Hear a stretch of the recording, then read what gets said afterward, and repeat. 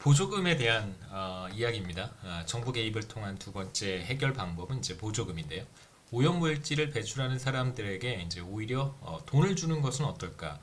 이런 예가 한번 있었습니다. 뭐 정확히 같은 사례는 아니지만 노후 경차를 보유한 사람이 그저 배기가스 문제 때문에요. 경차가 노후가 된 경우 이러한 노후된 경차를 소유하고 있는 사람에게 이제 보조금을 지급하는 정책이 있었어요.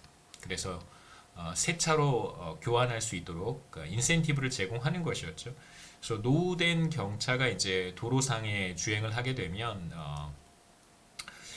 그 유해한 그 배기가스가 많이 배출되기 때문에 사실상 정부 입장에서는 뭐 가능한 새 차로 바꾸는 것이 이제 대기 오염 측면에서 보면 좋은 좋은 정책이라고 할 수 있겠죠. 그래서 지금 오염물질을 배출하는 노후 경차의 소유주들에게 돈을 주는 형태. 그러면 이제 새 차로 신차로 교환을 하게 되면 뭐 폐기를 하게 되면 폐차를 하게 되면 이제 돈을 주는 건데요. 뭐 정확히 비슷한 같은 사례는 아니겠지만 현실에서도 오염물질을 배출하는 사람들에게 보조금을 주는 형태의 정책이 이제 존재합니다. 오염물질을 어느 수준 이하로 줄일 경우 줄인 양만큼의 이제 보조금을 지급하는 거라고 생각할 수 있고 우리가 지금 보려고 하는 그 바트와 리사의 example에서는 이제 바트가 얼마만큼의 생산량을 감축을 할 거예요. 생산량을 줄이게 되면 그만큼 오염물질이 줄어들 테니까 그 생산량에 비례해서 이제 보조금을 주는 상황을 생각해 보겠습니다. 또 다른 예는 뭐 이런 것도 생각해 볼 수 있겠죠. 현재 반도체를 100만 개 생산하느라고 지나치게 많은 오염물질을 배출하고 지나치게 많이 나오는 것 같네요. 네. 나중에 좀 지워 놓겠습니다. 많은 오염물질을 배출하고 있는데 반도체 생산량을 하나 줄일 때마다 이제 100원씩 보조금을 준다. 이런 것도 생각해 볼 수 있겠죠. 이거 그냥 제가 만들어낸 example입니다. 하나 생산량 줄이면 100원, 두 개 줄이면 200원 이렇게 받는 것이죠. 정부로부터. 정부는 바트가 생산량을 한 단위 줄일 경우 바트에게 단위당 타오만큼의 보조금을 지급하기로 결정했다고 한번 해보죠. 그러니까 사실 지금 바트는 Q1만큼을 생산하고 있고 효율적인 생산량 수준은 Q스타라고 했습니다. 그러니까 결국은 우리가 해야 되는 건 Q1에서 Q스타로 생산량을 줄이는 걸 거예요. 그러니까 결과적으로 바트는 이 차이만큼 생산량을 줄이겠죠. Q1-Q2 이만큼 생산량을 감축할 거예요.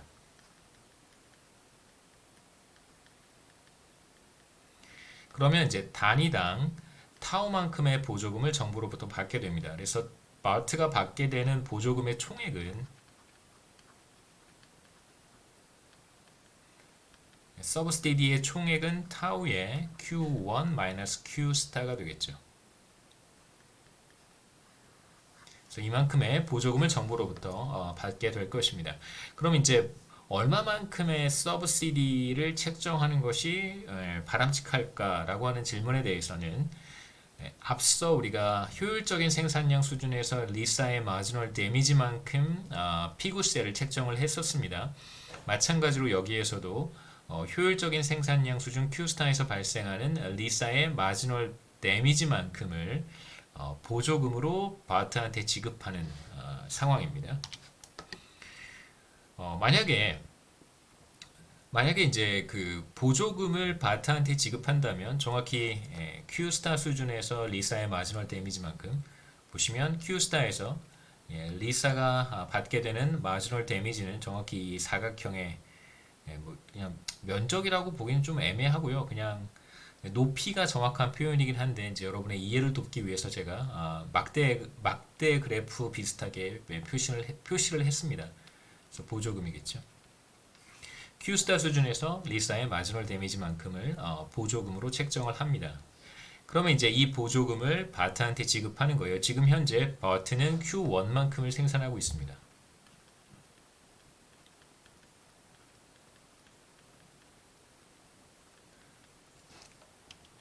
이제 우리가 생각하려고 하는 단순한 그 의사결정 문제는 바트의 경우 생각해 보시죠.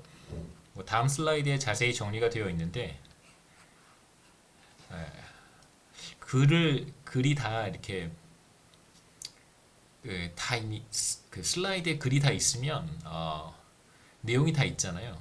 그거를 이렇게 보면서 따라가는 게 그렇게 재미있다는 생각이 들지 않아서 여기다 한번 제가 써보겠습니다. 똑같은 내용이 다음 슬라이드에 있기 때문에 여러분들은 그냥 뭐 따로 적을 필요는 없을 것 같아요. 바트 입장에서 생각해 보면 이제 Q1에서 생산량을 한 단위 줄이면 그럼 보조금을 받을 수 있어요. 생산량을 줄일 때 받는 돈입니다. 타우가. 그래서 Q1을 생산하고 있습니다. 여기에서 생산량을 한 단위 줄이면 그러면 당연히 마지널 베네핏은 줄어들겠죠. MB만큼의 손실이 발생합니다. 생산량을 줄였으니까 생산에 따른 마지널 베네핏이 사라질 것이고요. 그 다음에 생산량을 줄이게 되면 한계 비용만큼 절약할 수 있어요. 그래서 마지널 프라이빗 코스트만큼 절약할 수 있습니다. 지금 이게 이제 바트가 생각할 수 있는 가장 단순한 형태의 의사결정 문제인데 지금 여기에 우리가 보조금을 생각을 해야 되겠죠. 보조금이 없었다면 MB만큼의 손실과 MPC만큼의 절약을 비교해서 이 둘이 같으면 최선인 거예요. 그런데 지금 보조금이 들어왔습니다. 보조금은 어떨 때 지급받을 수 있냐면 생산량을 한 단위 줄이게 되면 보조금을 받을 수 있어요. 그럼 이제 여기에서 생산량을 한 단위 줄이면 MPC만큼을 절약할 수 있을 뿐만 아니라 더하기 타오만큼의 보조금을 정부로부터 받을 수 있습니다. 그래서 바트가 얻게 되는 것은 이만큼이고요. 바트의 이득이라고 할 수 있겠죠. 바트의 손실은 마지널 베네핏만큼입니다. 자, 그러면 마지널 베네핏만큼의 손실이 발생하지만 MPC 그 다음에 더하기 타오만큼의 이득이 발생한단 말이에요. Q1 수준에서는 원래 MPC와 마지널 프라이빗 코스트가 같았었어요. 보조금이 없었을 때는 이제 이 점에서 선택을 했었을 텐데 보조금이 들어오게 되면 이제 바트는 더 이상 마지널 베네핏과 마지널 프라이빗 코스트가 같았었는데 타오가 들어오게 되면 이득이 더 커지겠죠. 생산량을 한 단위 줄였을 때 바트가 얻게 되는 이득이 바트의 손실보다 더 큽니다. 그러면 바트는 당연히 생산량을 줄이겠죠.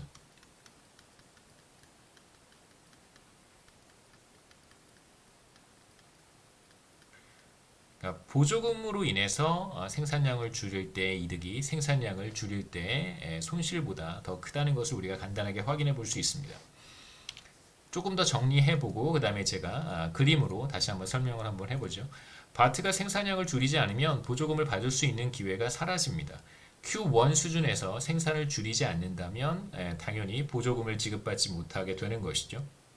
그러면 이 생산량을 줄이지 않았을 때 보조금을 못 받게 되는 것은 우리가 이 보조금을 기회비용이라고 해석할 수 있습니다. 바트가 생산량을 한 단위 줄였다고 한번 해보죠. 우리가 조금 전에 그림에서 했던 것처럼 바트는 자신의 한계 편익만큼 손실을 입게 됩니다. 그런데 생산량을 한 단위 줄이면 마지널 프라이빗 코스트만큼의 비용을 절감할 수 있어요. 절약할 수 있습니다. 그 다음에 생산량을 한 단위 줄이게 되면 정부로부터 보조금도 받을 수 있어요. 절약하는 것은 그 이득은 마지널 프라이빗 코스트와 보조금 타우의 합이 되겠죠. 현재 생산량 Q1 수준에서 바트의 한계 편익은 자신의 한계 비용과 같다고 했습니다. 그런데 여기에서 이제 생산을 한 단위 줄이게 되면 손실과 이득을 비교했을 때 이제 보조금이 들어오니까요. 이득이 손실보다 크다는 것을 우리가 간단하게 확인할 수 있습니다.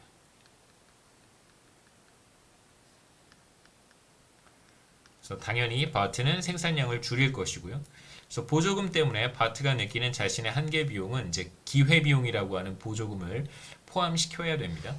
그래서 의사결정을 할 때 바트가 고려하는 한계 비용은 자신의 프라이빗 코스트, 마지노 프라이빗 코스트 더하기 생산량을 줄이지 않을 때 포기하게 되는 보조금, 이 둘의 합이 되겠죠. 그래서 바트가 새롭게 보조금이 도입되면 바트가 느끼게 되는, 바트가 페이스하는 새로운 한계 비용은 마지노 프라이빗 코스트와 보조금의 합이 됩니다.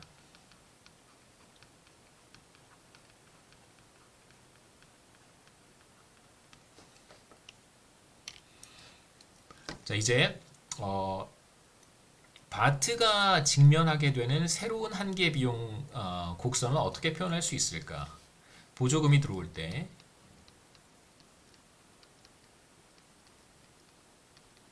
바트의 한계 비용이 달라질 텐데요.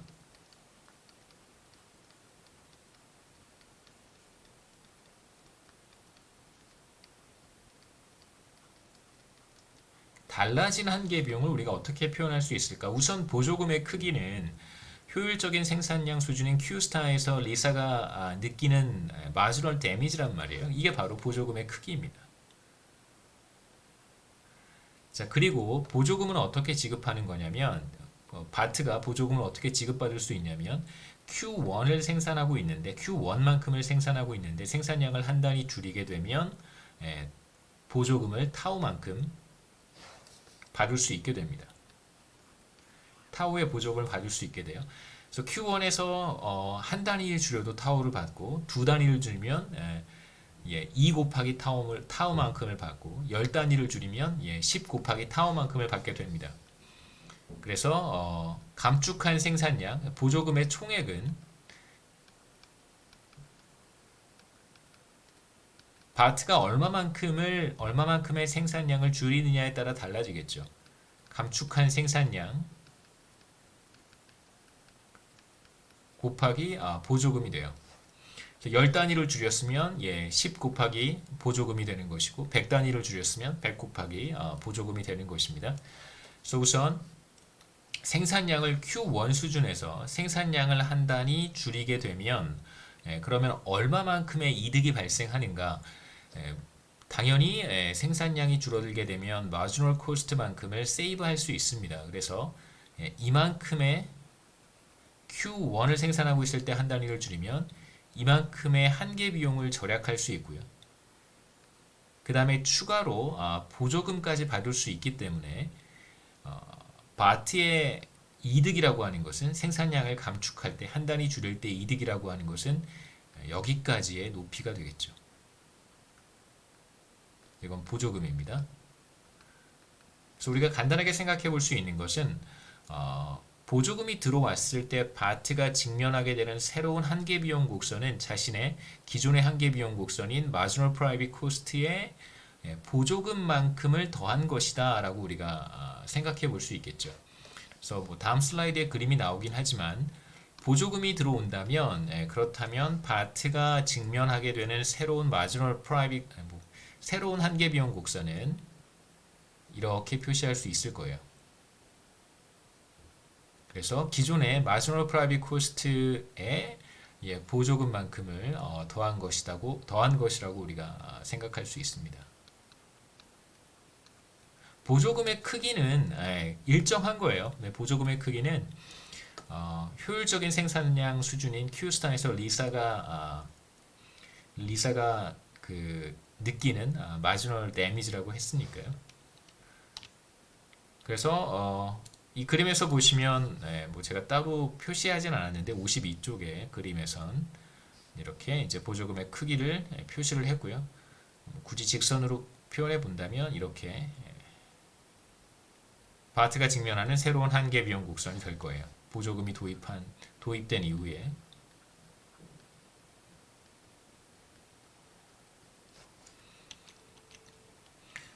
그래서 바트는 51쪽입니다. 바트는 생산 감축에 따른 손실이 생산 감축에 따른 이득보다 크지 않다면 계속해서 생산을 줄이려고 하겠죠. 지금 생산 감축에 따른 이득이 더 크단 말이에요. Q1 수준에서는 당연히 생산량을 줄이려고 하겠죠.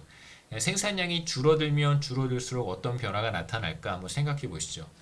생산량이 줄어들면 줄어들수록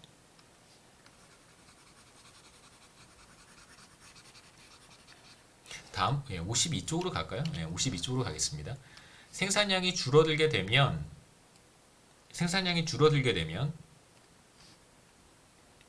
기본적으로 바트의 마지널 베네핏은 점점점 높아져요. 마지널 베네핏 커브는 이렇게 우하향하기 때문에 생산량이 줄어들면 이제 반대로 한계 편익은 상승하게 되고, 두 번째로 마지널 프라이빗 코스트에다가 보조금을 더한 것은 MPC 더하기 보조금은 어떻게 변하냐면 생산량이 줄어들면 줄어들수록 보조금은 달라지지 않습니다. 그러니까 여기서 물론 이제 생산량을 많이 줄이면 보조금을 더 많이 받죠. 근데 여기서 제가 말씀드리는 것은 생산량을 Q2 수준까지 줄였다라고 한번 해보죠. 여기까지 생산량을 줄였습니다. 이제 Q2 수준에서 생산량을 한 단위 더 감축할 때, 이제 Q2까지 도달했고 한 단위 더 하나 덜 생산할 때 받는 보조금은 여전히 타우만큼이에요. 그래서 MPC 플러스 타우라고 하는 것은 생산량이 줄어들었고 그 줄어든 생산량 수준인 Q2에서 한 단위 더 줄일 때라고 생각하셔야 됩니다. 그래서 이 개념은 Q2에서 이미 조금 줄였고요. 생산량을 Q1에서 출발해서 생산량을 조금 줄였습니다. 아직 Q스타에 도달한 것은 아니고 그 중간쯤 어디인 Q2에 도달했을 때 Q2에서 한 단위 더 감축할 때, 한 단위 더 줄일 때, 생산량을 한 단위 더 줄였으니까 마지널 프라이빗 코스트만큼을 절약할 수 있을 거고요. 그 다음에 생산량을 한 단위 줄였으니까 당연히 보조금을 타우만큼 받을 수 있습니다. 그런데 마지널 프라이빗 코스트는 기본적으로 우상향한단 말이에요. 생산량이 줄어들게 되면 마지널 프라이빗 코스트는 하락하게 되어 있어요. 그래서 마지널 프라이빗 코스트는 하락합니다. 반면에 보조금은 일정해요. 보조금은 얼마만큼으로 책정이 되어 있냐면 효율적인 생산량 수준에서 리사의 마지널 데미지만큼 책정이 되어 있기 때문에 뭐 생산량이 얼마만큼을 생산하고 있느냐에 따라서 보조금의 크기가 달라지는 것은 아닙니다. 다시 한번 말씀드리면 실제로 바트가 지급받게 되는 보조금의 총량은 얼마만큼 줄이느냐에 따라서 달라지겠지만 여기서 보조금의 금액, 단위 보조금이 달라지지 않는다는 얘기는 뭐냐면 100개를 생산하고 있다가 101개를 생산할 때, 100개를 생산하고 있다가 99개를 생산하게 될 때 받는 보조금이 타우가 되는 것이고요.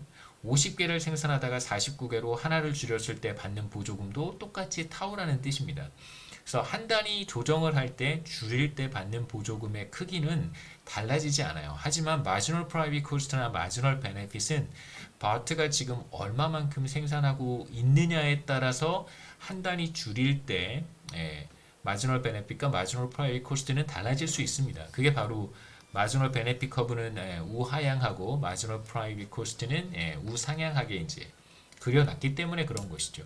그래서 지금 한 Q2 정도를 생산하고 있는데 여기에서 한 단위 더 줄이게 되면 전과 비교했을 때, Q1과 비교했을 때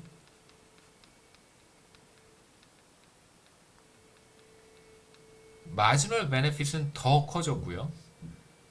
비교해 보시죠. Q1과 Q2를 비교해 보면 마지널 베네핏은 더 커졌고 그 다음에 마지널 프라이빗 코스트는 더 하락하게 됩니다.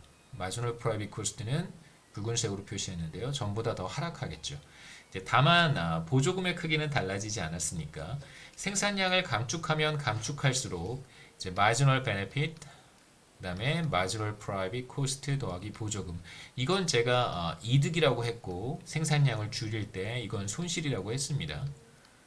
생산량을 계속 줄여가면 손실은 점점 커지고요. 이득은 점점 줄어듭니다. 물론 타우는 변하지 않고요. 점점 줄어들어요. 그래서 Q1에서는 이러한 관계가 나타났는데 물론 Q2까지도 이러한 관계는 계속해서 성립합니다. 하지만 계속해서 생산량을 줄이다 보면 마지널 베네핏 손실은 계속해서 커지고요. 근데 이득은 계속해서 작아질 거예요. 그래서 궁극적으로는 손실과 이득이 같아지는 수준에 도달하겠죠. 그 수준이 어디냐면 정확히 이 점입니다. 그래서 우리는 효율적인 생산량 수준에 도달하게 되는 거예요. 생산량이 Q스타까지 떨어지게 되면 이게 51쪽으로 한 페이지 돌아왔습니다. Q스타까지 떨어지면 바트의 손실이 생산 감축에 따른 이제 이득과 궁극적으로 같아지게 되겠죠.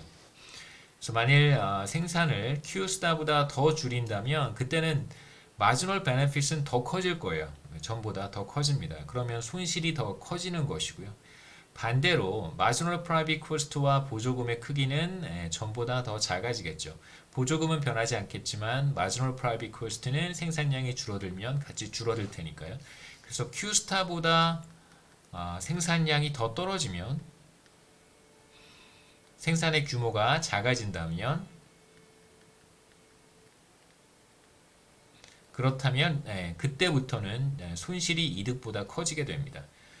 그래서 그렇게까지는 가지 않겠죠. Q스타보다 생산량을 더 줄이진 않을 거예요. Q스타까지만 생산하려고 하겠죠. 그 다음에 이제 하나 생각하셔야 되는 것은 이 타우가 뭐냐면 효율적인 생산량 수준인 Q스타에서 리사의 마지널 데미지와 같도록 보조금을 책정했습니다. 그래서 이건 바로 리사의 마지널 데미지고요. 언제 마지널 데미지냐면 Q스타 수준에서의 마지널 데미지가 돼요. 그래서 이 식은 marginal benefit at Qstar equals marginal private cost at Qstar 플러스 subsidy at Qstar.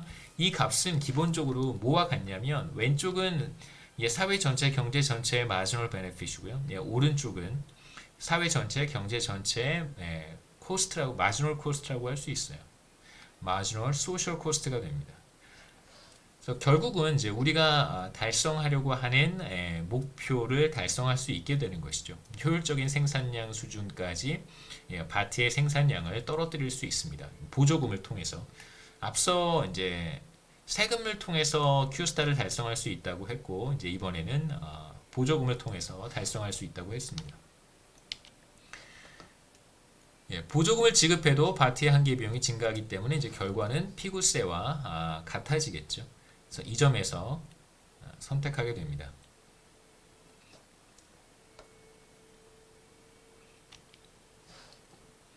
바트의 생산량이 Q스타에서 결정된다는 점에서는 이제 피구비안 텍스와 서브시디가 기본적으로 동일하지만 이제 두 정책의 차이점은 어디에 있냐면 피구세는 그 바트가 세금을 내기 때문에 정부의 재정 수입이 발생하지만 보조금의 경우에는 정부가 바트한테 돈을 줘야 되는 거잖아요. 서브시디를 줘야 됩니다. 그래서 뭐 재정 지출이 발생하는 것이죠. 그래서 누군가의 세금을 바트한테 지급해야 되는 상황이 발생하는 것이죠.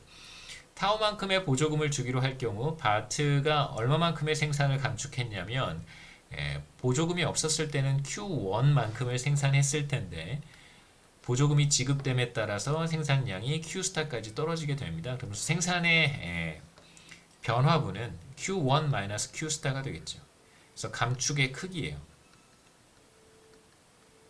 생산량을 얼마만큼 줄였나 라고 물어보면 Q1-Q스타만큼 생산량을 줄였고요. 그러면 이제 한 단위당 타우만큼의 보조금을 지급한다고 했습니다. 그래서 타우 곱하기 감축의 크기만큼을 타우는 보조금으로 받게 되는 것이죠. 그래서 보조금 지급의 현실적인 문제점이 있습니다. 제가 아까 노후 경유차를 이제 폐차하는 조건으로 정부에서 보조금을 지급을 했었는데요. 물론 이제 그 무한정 지급한 건 아닙니다. 예산을 책정해 놓고 나서 그 예산이 소진이 되면 이제 해당 사업을 종료하는 방식으로 그 프로젝트를 추진을 했고요. 우리가 생각해 볼 만한 이제 보조금과 관련한 현실적인 문제점들은 뭐냐면 첫 번째는 보조금을 받기 위해서 너도 나도 몰려올 수 있습니다. 그러면 이제 오히려 오염이 가중될 수도 있겠죠. 그러니까 어떤 상황을 생각해 볼 수 있냐면 노후 경유차의 경우에 중고차 시장에서 좀 오래된 경유 자동차들이 거래가 될 수 있습니다. SUV 같은 것이라든가 혹은 뭐 용달차 같은 것들, 뭐 작은 트럭 같은 것들 이런 것들이 이제 거래가 될 텐데 이 그 노후 경유차에 대한 보조금 지급 정책이 없었더라면 뭐 중고차 시장에 뭐 노후 경유차가 거래가 되더라도 관심이 있는 사람들만 그 경유차를 구입하려고 했을 거예요. 보조금이 없었을 때는. 그런데 많이 이제 정부가 길거리에 다니는 오래된 경유차들을 가능한 이제 폐차를 시킬 목적으로 이러한 프로젝트를 추진을 하게 되면 사람들이 어떤 의사결정을 하게 되냐면 이제 앉아서 계산을 한번 해보겠죠. 내가 어떻게 하는 것이 나한테 더 유리한가? 그래서 따져봤더니 중고차 시장에 빨리 달려가서 조금 오래된 빈티지가 있는 오래된 그 중고차, 오래된 경유 중고차를 그렇게 비싸지 않을 거예요. 그러니까 먼저 달려가서 중고차 시장에 무슨 그 가격이 반영되기 전에 먼저 달려가서 조금 낮은 가격으로 오래된 중고차를 구입을 하고 등록을 합니다. 물론 정부에서는 이런 그 약삭 빠른 사람들의 어떤 그 뭐랄까요? 그뭐 이런 이제 일종의 교묘한 행동을 미연에 방지하기 위해서 그 등록 시점이 자동차를 언제까지 등록한 사람들에게 한해서 이런 이제 프로그램을 추진할 수도 있을 것입니다. 그렇게 당연히 하겠죠.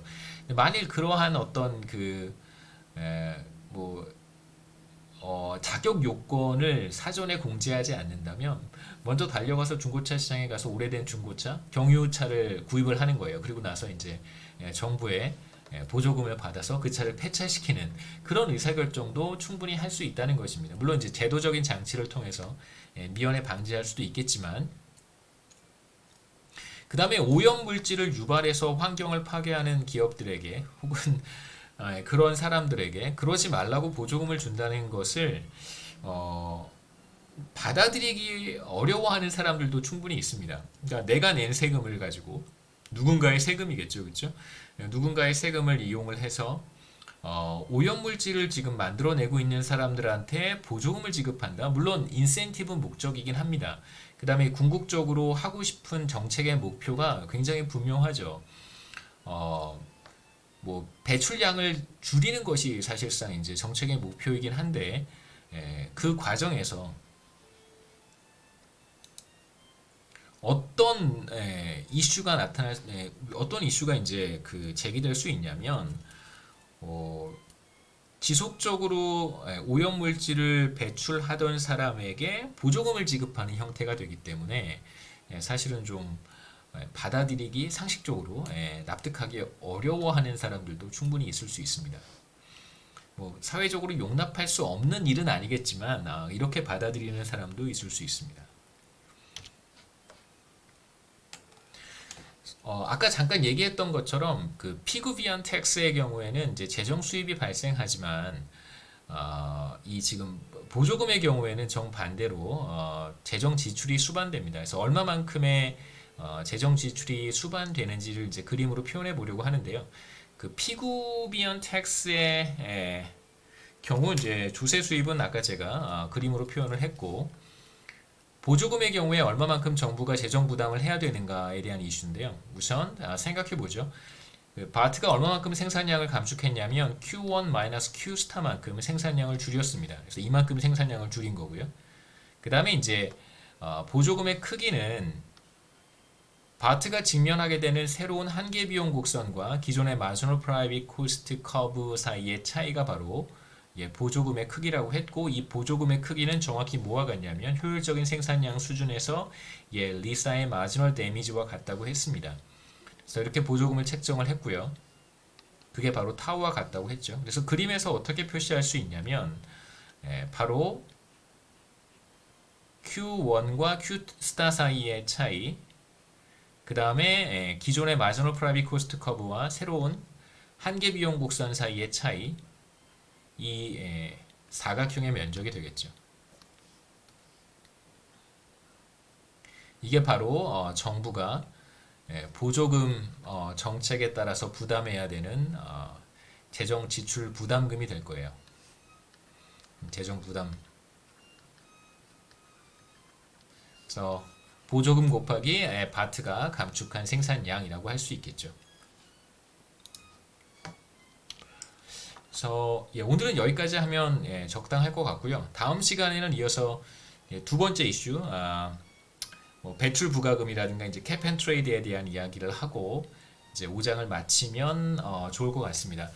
그다음에 이제 다음 주에 좀 시간이 되면 제가 이제 줌으로 한번 수업을 줌으로 하진 않고요. 줌을 사실 이제 이번 학기 다 전면 비대면 수업으로 비대면 수업이라고 이제 학교에서 발표를 했습니다. 그래서 사실 뭐 학생들을 만날 수 있는 기회는 사실상 이제 없어졌고요. 뭐 어쩔 수 없이 이제 온라인을 통해서 한번 볼 수 있으면 제 생각에 좋을 것 같아서 지난 학기에 그 줌으로 수업을 했더니 뭐 좋았다는 학생들도 있고 좀 여러 가지 어려워했던 학생들도 있었습니다. 네, 뭐 이렇게 썩 그 좋아하지 않았던 학생들도 있습니다. 그래서 뭐 다음 주쯤에 한번 줌에서 보면 좋을 것 같고요. 특별히 강의를 하지 않고 뭐 시험과 관련된 이야기 조금 하고